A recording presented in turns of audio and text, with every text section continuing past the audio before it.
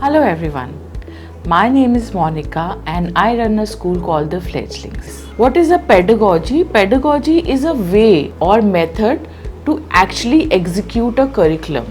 Pedagogy अगर एक school में यूज़ होती है तो वी मेक श्योर कि एक स्ट्रक्चर्ड करिकुलम यूज़ हो और वो हमारे सारे 5 डोमेन्स पे काम करे ताकि मैक्सिमम या होलिस्टिक डेवलपमेंट हो पाए बच्चों का। ये बहुत ही एक इम्पॉर्टेंट फैक्टर है जो कन्वेंशनल मेथड्स में नहीं फॉलो होता और इसीलिए as parents and facilitators and mentors बहुत ज़रूरी है कि हर एक को पता हो कि पेडागोजी क्या है या फिर हम ऐसा क्या नया कर सकते हैं जिससे बच्चों को फ़ायदा हो और उनके लिए ब्रेन डेवलपमेंट ईजी हो जाए। आज हम एक ऐसी ही पेडागोजी के बारे में बात करेंगे, पर उससे पहले एक प्रेजेंट एजुकेशन सिस्टम के बारे में बात करते हैं जो हम भी जानते हैं कि NEP 2020 में बहुत सारी ऐसी चीज़ें लाई गई हैं जो प्रेजेंट एजुकेशन सिस्टम को चेंज करना चाहती है। पर ऐसा क्यों है? ऐसा क्या प्रॉब्लम है प्रेजेंट एजुकेशन सिस्टम में जो हमें चेंज करना चाहिए? उसके बारे में कुछ पॉइंट्स पे हम बात करते हैं और आगे फिर हम पेडागोजीज के बारे में बात करेंगे। So there is a research available which says that certain aspects of the traditional education system may not fully support the optimal progress of our children, especially in their early years. So here are some key points from that study and report. And let's see what it says. So the first point is impact on creativity and critical thinking. So कुछ studies ने show किया है कि standardized testing और rote memorization की वजह से बच्चों के critical thinking skills और creativity पे बहुत असर पड़ सकता है। इससे उनकी creativity का development properly नहीं होता और वो उनकी critical thinking पे बहुत impact कर सकते हैं। Second point is stress and mental health. Research ने शो किया है कि क्लासरूम में बेस्ट करने का जो प्रेशर हम बच्चों पे डालते हैं स्पेशली इन अर्ली इयर्स, वो उनकी मेंटल हेल्थ पे बहुत इम्पैक्ट कर सकता है क्योंकि क्लासरूम में हमेशा टॉप पे रहने का स्ट्रेस बहुत ही ज़्यादा होता है छोटे बच्चों के लिए। तो क्लासरूम का माहौल ऐसा नहीं होना चाहिए जिससे कि उनकी मेंटल हेल्थ या उनकी मेंटल वेलबींग पे असर पड़े क्योंकि ये सारा वो फ्यूचर में भी साथ में लेके जाएंगे। Third point is lack of emphasis on holistic development. हम बात करें 5 डोमेन्स के डेवलपमेंट की, बट प्रेजेंट एजुकेशन सिस्टम में एकेडमिक्स पे परफॉर्म करने पे ही ज़्यादा फोकस रहता है तो वो ओवरऑल डेवलपमेंट पे ज़्यादा ध्यान नहीं दिया जाता जैसे कि physical, social, emotional, and that can actually impact the holistic development of a child. All these development are very crucial in early years, but if not handled properly, it can impact in the holistic development. Fourth point is restricted learning environment. Studies ने ये भी दिखाया है कि rigid classroom environment जो कि experiential और play way methods को promote नहीं करते हैं वो बहुत बड़ा इम्पैक्ट डालते हैं बच्चे के ओवरऑल डेवलपमेंट पे। बच्चों का natural way of learning is curiosity and exploration, but rigid classroom methods can actually impact it and hamper the growth in that manner. So all these things can actually impact a big time when the children are growing in their early years. So we have to think why and how we can change these methods. And right now बहुत सारे schools हैं जो नई methodologies, पेडागोजीज को use कर रहे हैं, open learning, experiential learning को यूज़ कर रहे हैं ताकि बच्चों के ओवरऑल डेवलपमेंट पे फ़र्क पड़े और उनके वेलबींग पे भी फ़र्क पड़े।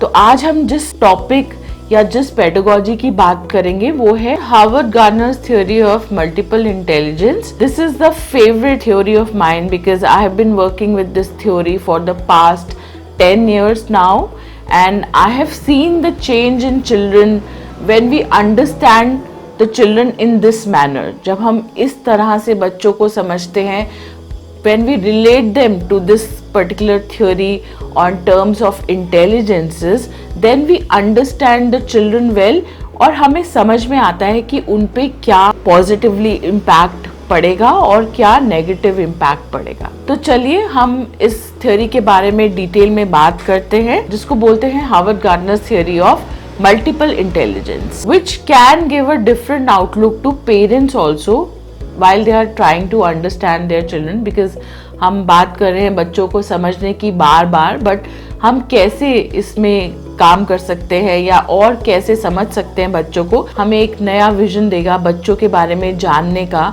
और आई होप ये आपको पसंद आएगा, बिकॉज इस थ्योरी के ज़रिए हमने बहुत सारे बच्चों के साथ काम किया और उन पे पॉजिटिव इम्पैक्ट देखा है। सो मिस्टर गार्डनर ने जब ये थ्योरी इंट्रोड्यूस करी तो उन्होंने बोला कि हर पर्सन या हर ह्यूमन बीइंग में 8 टाइप ऑफ इंटेलिजेंसेस होते हैं, जो डिफरेंट टाइप ऑफ प्लेसेस पे, डिफरेंट टाइप ऑफ सिचुएशन में काम करते हैं और हमको a person as a whole बनाते हैं।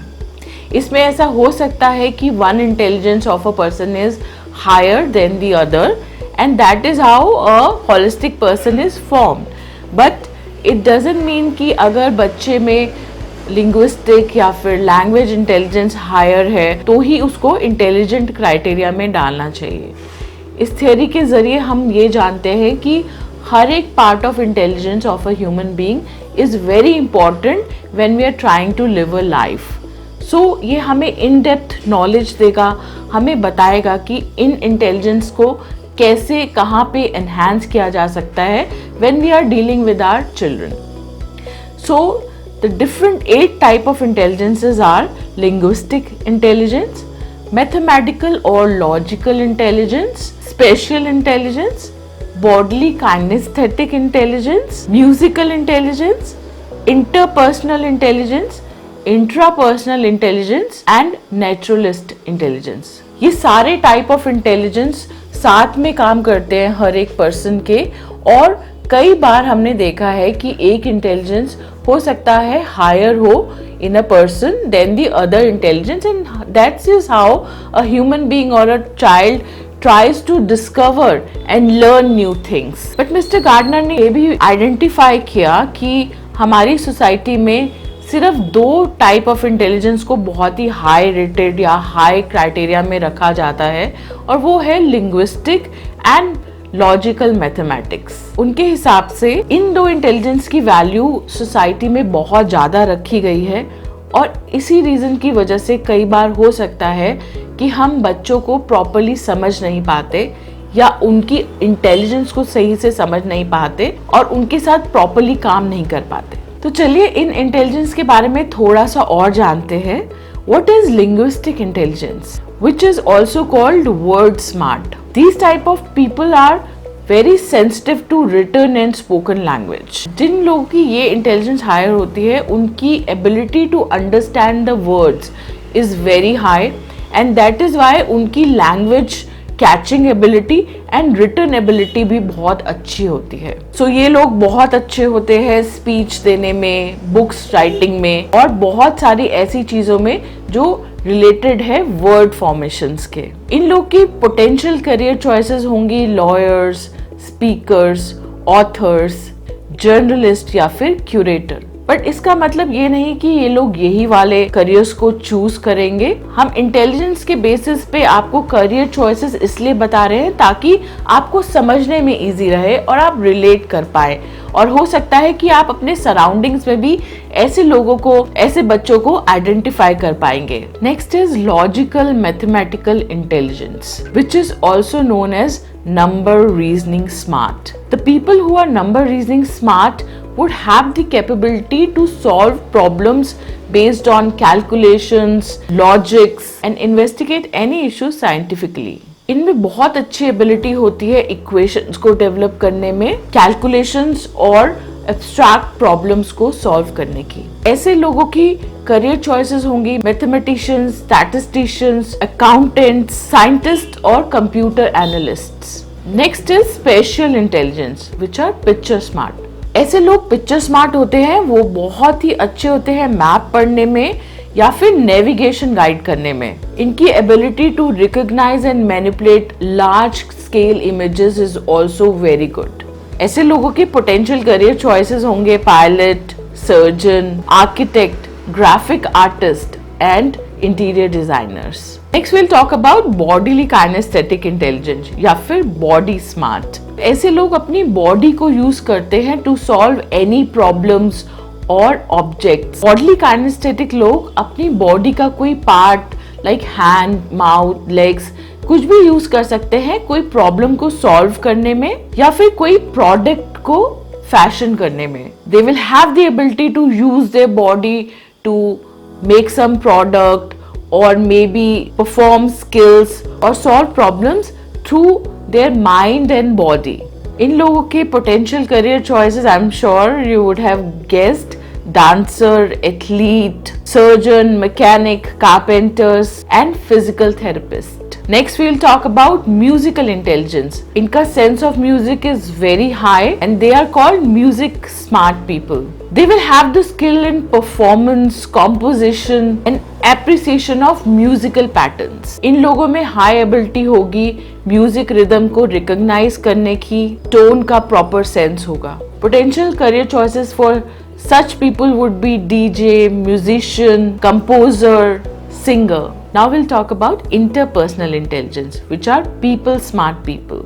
ऐसे लोगों का बहुत ही high intelligence होता है लोगों को समझने में, उनके motivations, desires. These people can understand them very well. So that is why वो लोगों के साथ जब काम करते हैं तो बहुत ही positive results निकलते हैं because उनका people smart intelligence is high. इन लोगों में बहुत ही हाई एबिलिटी होती है लोगों का मूड समझने में, उनका टाइप ऑफ चॉइस समझने में, मोटिवेशन और इवन इंटेंशन समझने में। इन लोगों के पोटेंशियल करियर चॉइसेस हो सकते हैं teacher, psychologist, manager, sales person and public relations of course. Now we will talk about intrapersonal intelligence which are self smart people. इन लोगों में बहुत ही हाई टाइप ऑफ इंटेलिजेंस होती है अपने आप को समझने में, अपने मूड्स, अपनी कैपेबिलिटी, अपने डिजायर्स एंड इवन अपने फेयर्स को बहुत अच्छे से समझ पाते हैं। They are able to regulate their life effectively because वो अपने आप को बहुत अच्छे से समझ पाते हैं। ऐसे लोगों के पोटेंशियल करियर चॉइसेस होंगे therapist, psychologist, counsellor, entrepreneur and clergy. Next is naturalist intelligence, which is nature smart. Naturalist intelligence लोगों में high intelligence होता है to understand different type of species. उनका recognition and classification वो लोग बहुत अच्छे से समझ पाते हैं। Flora and fauna और अपने आसपास के environment से वो बहुत कुछ सीखते हैं। So some example of naturalist intelligence would be Charles Darwin, Jane Goodall, because they had the ability to identify between different plants, animals and different type of species. So ऐसे लोग natural world को बहुत अच्छे से समझ पाते हैं, उनका ये intelligence high होता है, तो उसके बारे में recognize करना, उनकी information लेना, वो उनका एक इंटरेस्ट भी होता है और वो बहुत जल्दी सबको सीख पाते हैं। ऐसे लोगों का पोटेंशियल करियर चॉइस होगा बॉटनिस्ट, बायोलॉजिस्ट, एस्ट्रोनॉमर, मीटरोलॉजिस्ट या जियोलॉजिस्ट। सो मल्टीपल इंटेलिजेंस कहता है कि हर पर्सन में 8 टाइप ऑफ इंटेलिजेंस होते हैं at varying degree of proficiency, और एक इंडिविजुअल का लर्निंग स्टाइल अपने इंटेलिजेंस से डिफरेंट भी हो सकता है। सो दैट इज वाई अगर हम बच्चों को उनके सिर्फ इंटेलिजेंस और लर्निंग स्टाइल से क्लासिफाई करें तो वो गलत होता है और उनकी पोटेंशियल और लर्निंग पे इम्पैक्ट कर सकता है। रिसर्च ने शो किया है कि स्टूडेंट्स को अगर बहुत एंगेजिंग एक्टिविटीज दी जाएं और डिफरेंट पाथवेज दिए जाएं तो वो अपने नॉलेज और स्किल्स का डेवलपमेंट अच्छे से कर पाएंगे और इस तरह से टीचर्स भी स्टूडेंट्स को अच्छे से समझ सकते हैं। मल्टीपल इंटेलिजेंस हमें हेल्प करता है कि हम अपने बच्चों को कैसे समझ पाएं, उनकी लर्निंग कैपेबिलिटीज, उनकी इंटेलिजेंस अगर हम जान सकते हैं तो वो बहुत ज़्यादा हेल्पफुल होता है उनके होलिस्टिक डेवलपमेंट में। इसमें हम अपने स्कूल में मल्टीपल पाथवेज प्रोवाइड करते हैं बच्चों को जो एक्चुअली में इम्पैक्ट करता है डिफरेंट टाइप ऑफ इंटेलिजेंस को एंड उनको इन्हांस भी करता है, और यही एक प्रॉपर मेथड है बच्चों को अर्ली ईयर्स में लर्निंग प्रोवाइड करने का। आई होप कि हम अपने इस वीडियो से लर्निंग स्टाइल और इंटेलिजेंस को बहुत अच्छे से समझ पाएंगे और इसके बारे में और जानना चाहेंगे। अगर ऐसा है तो आप हमें कमेंट्स कर सकते हैं, हमें और क्वेश्चन और क्वेरीज के जरिए जान सकते हैं कि आप और किसी टॉपिक पे बात करना चाहें या इसी को हम और डिस्क्राइब भी आगे जाके कर सकते हैं आपके लिए, ताकि आपके और आपके बच्चे के बीच में एक हेल्दी बॉन्ड फॉर्मेशन हो, आप उसको अच्छे से समझ पाएं और उसके मैक्सिमम डेवलपमेंट पे ध्यान दे पाएं। इसी नोट के साथ ये वीडियो आज हम यहीं एंड करते हैं। आई होप ये वीडियो आपको पसंद आया होगा। आप प्लीज़ लाइक, शेयर और सब्सक्राइब करिए हमारे चैनल को, ताकि हम ऐसे ही मोटिवेटेड रहे और वीडियोस बनाने के लिए। Thank you for watching today and have a nice day.